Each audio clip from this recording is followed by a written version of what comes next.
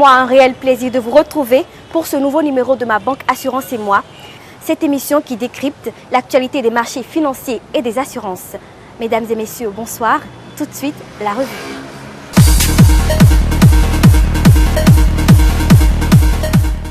La revue aujourd'hui vous détaille les mesures prises par le gouvernement béninois pour résister à toute influence du Nigeria pouvant mettre à mal l'économie du pays. Dans cette rubrique, vous retrouverez également un bilan de la production du riz commercialisé dans les départements de l'Atakora et de la Donga et enfin un point de l'inclusion financière au niveau des transferts mobiles en forte croissance au Bénin. On regarde. Cette rubrique vous est offerte par l'Économiste, premier quotidien économique au Bénin, disponible du lundi au vendredi sur toute l'étendue du territoire national. Influence du Nigeria sur l'économie béninoise, les mesures du Bénin pour limiter les risques. Le gouvernement de Patrice Talon, quelques mois après son installation en 2016, a élaboré un programme d'action orienté vers la résilience de l'économie et l'engagement de sa transformation structurelle. Ce plan est orienté d'une part vers le renforcement des moteurs traditionnels de la croissance du Bénin comme l'agriculture et la promotion des nouveaux secteurs comme le tourisme, l'économie numérique et l'économie du savoir. Ainsi, depuis 2016, le gouvernement a entrepris et se prépare à résister à toute éventualité du Nigeria pouvant mettre à mal l'économie du Bénin. Environ 3 années plus tard, le projet de loi des finances gestion 2020 donne de bonnes nouvelles. Les premiers résultats de cette stratégie montrent un affaiblissement des liens entre l'économie béninoise et celle nigériane, y a-t-on noté.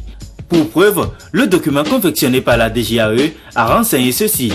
En 2016, pendant que l'économie nigériane affichait une contraction de 1,6%, l'économie béninoise affichait quant à elle une croissance de 4,0%. Depuis 2017, le taux de croissance du Nigeria n'a pas excédé 2%. Celui du Bénin se situe entre 6 et 7%. Secteur agricole dans l'Atakora, 80% de la production de riz commercialisée. Le nord du Bénin est une zone à forte potentialité de production de riz du fait de l'existence des bas-fonds et des périmètres rizicoles aménagés pour la circonstance. Dans les communes de Nakitengu, Tukuntuna, Materi, Kobli et Bukumbe, il y a de nombreux bas-fonds qui ont été aménagés par le projet FAFA et la coopération technique belge. Actuellement, les départements de l'Atakora et de la Donga produisent chaque année environ 35 000 tonnes de riz paddy, dont 80% sont commercialisés. Accroissement des services mobiliers, l'inclusion financière en forte croissance au Bénin. L'accès des populations aux services financiers se développe à une vitesse exponentielle au Bénin depuis 2017.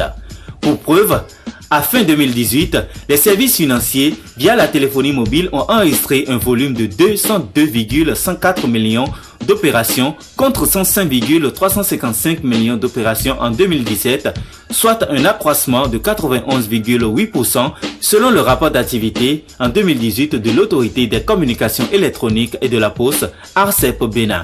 La valeur de transaction a atteint la somme de 2081,796 milliards de francs CFA en 2018 contre 1974,914 milliards de francs CFA en 2017, ce qui correspond à une augmentation de 5,4%. L'augmentation du volume d'activité est soutenue par le nombre croissant de souscripteurs aux services financiers via la téléphonie mobile. Cette rubrique vous a été offerte par le quotidien L'Économiste, premier quotidien économique au Bénin.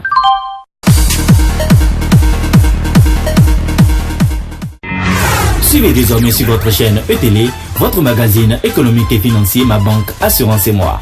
Acteurs du secteur des banques, des assurances, des institutions de microfinance, des réseaux GSM, fonds de garantie, SGI, PME et autres, voici le créneau idéal qui vous est dédié. Profitez de ce canal pour mieux vous faire connaître. Ma Banque Assurance et moi, c'est tous les mercredis et dimanches à 21h sur ETélé, disponible sur Canal+, position 275, sur Strong en option libre et l'ensemble de nos réseaux sociaux. Contactez-nous pour mieux vous faire connaître. Ma Banque Assurance et moi, un programme pas comme les autres.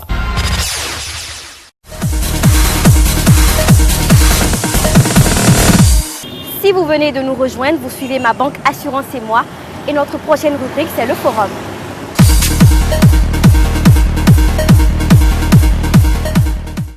La création d'une monnaie unique au sein de la CEDEAO est sur les rails depuis plusieurs années. Envisagée pour 2020, cette future monnaie unique pour les 16 pays de l'espace CEDEAO s'appellera ECO et devrait entraîner la fin du franc CFA, né pendant la période coloniale et toujours placé sous la tutelle du ministère français des Finances.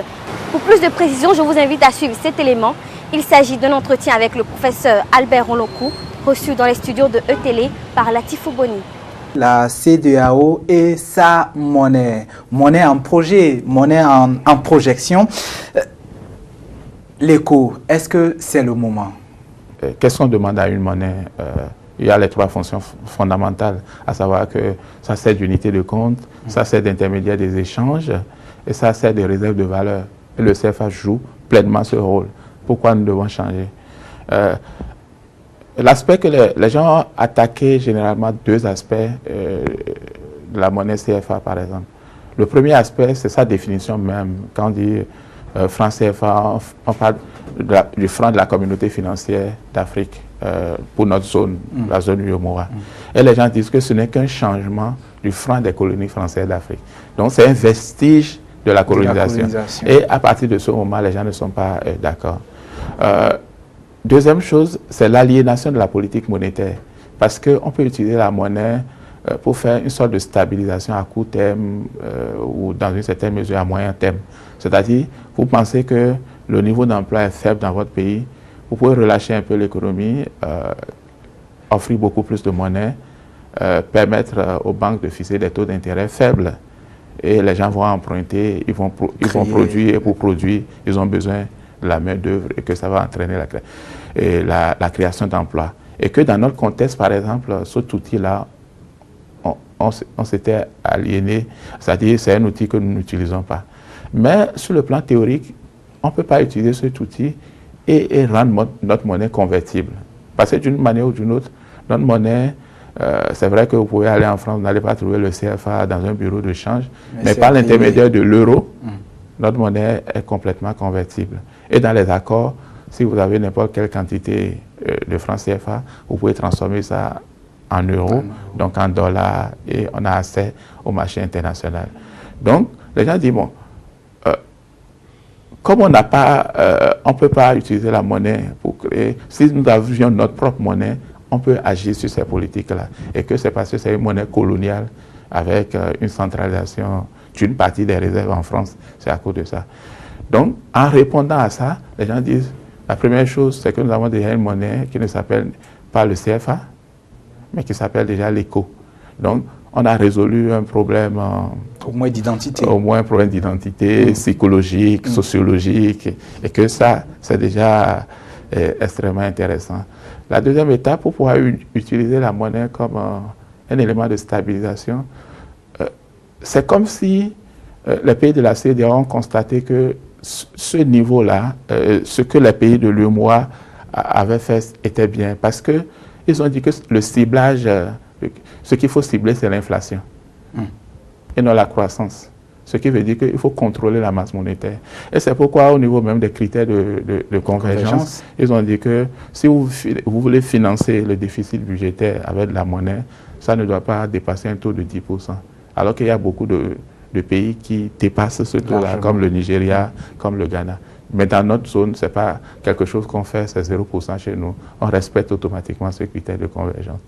Donc, globalement, c'est une monnaie qui fait une sorte d'arbitrage entre le CFA et les autres monnaies, les 7 autres monnaies de la zone. Donc, il y a chacun qui va perdre une partie, et quand on dit une moyenne, ça veut dire que si vous êtes de grande taille et que l'autre est de petite taille, on fait la moyenne, c'est au milieu. Ça va se compléter. Les uns vont se rattraper. Donc, quand on est au milieu, celui qui a la grande taille va perdre un peu de taille, et puis celui qui a la petite taille va gagner un peu de taille. Donc, c'est comme ça qu'il faut, il faut voir ça. Donc, pour moi, c'est une belle initiative, mais avec les dernières informations, j'ai vu que ce n'est pas encore prêt. Sinon, on peut dire, moi, j'avais pensé au départ que le calendrier s'est accéléré et que d'ici 2020, on aura une monnaie commune.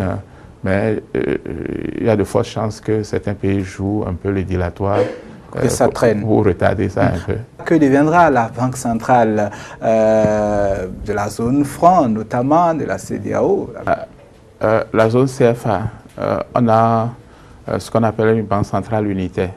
Même s'il y a une banque centrale au Bénin, chaque pays a une représentation. C'est un succursale. Ces banques-là n'ont pas d'autonomie pour mener une politique. Tout se joue à Dakar. Oui, tout se joue à Dakar. Donc, c'est ce qu'on appelle une banque centrale unitaire. Maintenant, le choix de la CEDEAO, c'est une banque centrale fédérale. Ce qui veut dire qu'il y aura une certaine autonomie aux banques qu'on va donner aux banques pays, aux banques centrales des pays. Et cela sera déterminé par des règles bien précises. C'est pourquoi moi, le combat, ce n'est pas de dire pourquoi on a choisi une option de banque fédérale et qu'on n'a pas choisi une banque unitaire. Parce que entre la banque unitaire et la banque fédérale totale, où chaque pays a l'autonomie de mener la politique monétaire comme il veut, il y a un continuum. Donc ça veut dire que selon les règles, la manière dont on définit les règles, ça peut s'approcher plus de banques unitaires que de banques fédérales. Alors, est-ce qu'on s'achemine vers la fin notamment de l'unitaire chez les francs, notamment la disparition de... C'est ce que je suis en train de penser. C'est-à-dire chaque pays aura sa banque centrale, mais il y aura une banque centrale fédérale qui va essayer de coordonner les banques centrales des pays. Globalement, l'écho, est-ce que vous pensez que c'est mieux par rapport à ce que nous au vécu, à l'existant? Oui, pour moi, si tous les pays de la CEDEAO, dans un premier temps, acceptent l'éco, ce serait intéressant. Ça veut dire quoi? Je vous ai dit que la zone de libre-échange est une première étape d'intégration. Donc, il y a d'autres étapes. Si nous avons une monnaie unique, je peux aller acheter au Nigeria. Si je voyage pour aller au Nigeria, je n'ai pas besoin de change. Si je vais au Ghana, je n'ai pas besoin de change. Partout où je vais, je n'ai pas besoin de... En tout cas, dans la zone CEDEAO, je n'ai pas besoin de change. Donc, c'est intéressant. Ça réduit ce qu'on appelle les coûts de transaction. Et ça nous permet de circuler plus librement avec notre porte-monnaie et de ne pas avoir peur toujours que le Naira est en train de fluctuer, qu'est-ce que nous allons perdre, qu'est-ce que nous allons gagner. Et je crois que ça introduit un élément de stabilité complémentaire, mais aussi un élément de concurrence. Parce que si vous fabriquez un bien ici et que vous voyez la différence entre le prix avec le Nigeria et qu'en supportant le coût de transport, c'est plus faible, vous allez préférer aller acheter ça au Nigeria que d'acheter ça ici. Donc, c'est ça. Donc, pour moi, avoir une monnaie commune, ça nous permet grandement de réduire les coûts de transaction, d'élargir les marchés et de réussir à mieux intégrer les pays africains sur le plan économique. Un élément encore pour conclure cet entretien. C'est heureux de mener ces débats. Moi, je suis ouvert à ces débats parce que, je dis, le rôle de nous, les intellectuels, surtout nous qui avons étudié l'économie, c'est d'essayer d'assurer une certaine éducation économique à la population. Il faut que la population comprenne. Et qu'au-delà des débats qui peuvent être biaisés parce que c'est pris en otage par des activistes qui ne sont pas nécessairement des économistes et qui pensent parfois que l'argent, c'est quelque chose qu'on peut distribuer, qu'on peut créer, que ce n'est que du papier. Nous, les économistes, nous devons être toujours là pour dire qu'il y a toujours un choix à faire, soit entre l'inflation et la croissance, et que les choix que les gouvernants font à des moments donnés sont des choix normatifs, et que peut-être quelqu'un serait là et ferait un autre choix.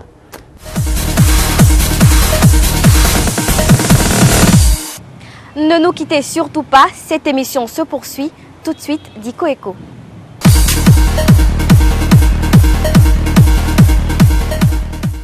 L'inflation est un phénomène à propos duquel les controverses entre économistes sont nombreuses.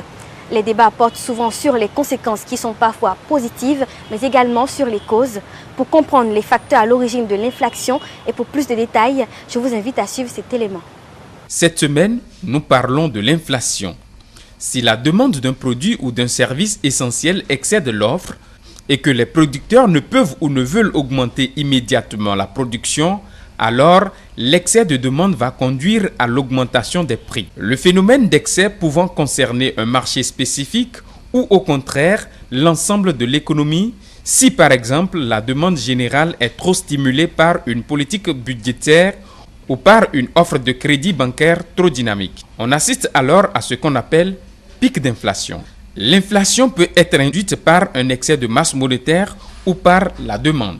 Souvent stigmatisée, l'inflation n'est pas toujours jugée néfaste par les économistes. L'inflation produit des effets sur le pouvoir d'achat des ménages.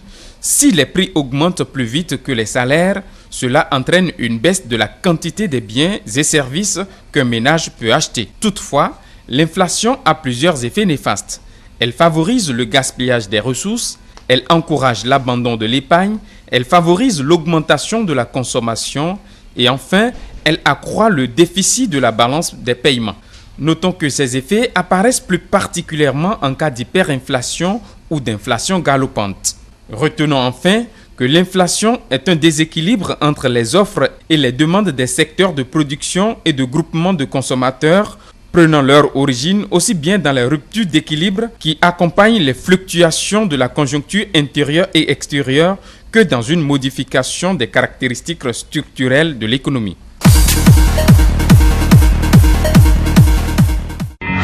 Suivez désormais sur votre chaîne ETélé, votre magazine économique et financier Ma Banque Assurance et Moi. Acteurs du secteur des banques, des assurances, des institutions de microfinance, des réseaux GSM, fonds de garantie, SGI, PME et autres, voici le créneau idéal qui vous est dédié. Profitez de ce canal pour mieux vous faire connaître. Ma Banque Assurance et Moi, c'est tous les mercredis et dimanches à 21h sur ETélé, disponible sur Canal+, position 275, sur Strong en option libre et l'ensemble de nos réseaux sociaux. Contactez-nous pour mieux vous faire connaître. Ma Banque Assurance et Moi, un programme pas comme les autres.